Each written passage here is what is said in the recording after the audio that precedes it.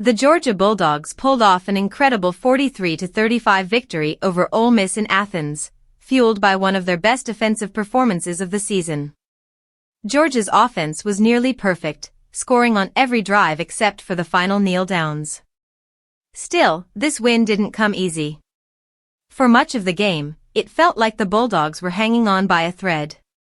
Ole Miss came out firing, scoring touchdowns on their first 5 possessions and putting Georgia's defense under serious pressure. By the start of the fourth quarter, the Rebels held a 9-point lead, up 35-26, and the Sanford Stadium crowd grew anxious. But when Georgia needed it most, the tide turned.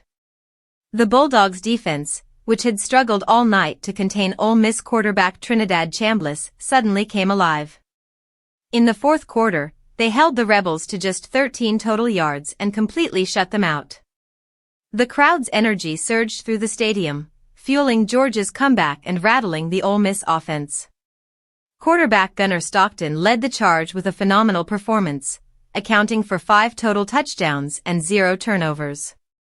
Tight end Lawson Luckie was his favorite target, hauling in 3 touchdowns in what became a breakout game for him.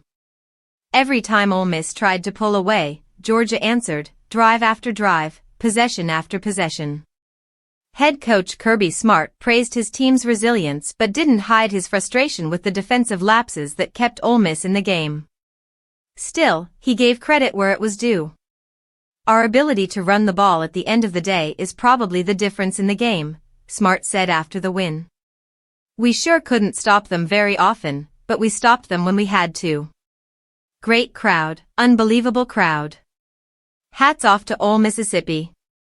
Georgia's offensive line dominated late, opening lanes that allowed the Bulldogs to control the clock and close out the game. The Rebels simply ran out of answers as Georgia's balance on offense became too much to handle. The victory moves Kirby Smart to a perfect 8-0 against top 10 opponents at home, a testament to both his preparation and Georgia's unwavering home field advantage. With the Bulldogs now sitting at 6-1 overall and 4-1 in SEC play, they head into their bye week with momentum and confidence. Next up, the annual showdown with Florida.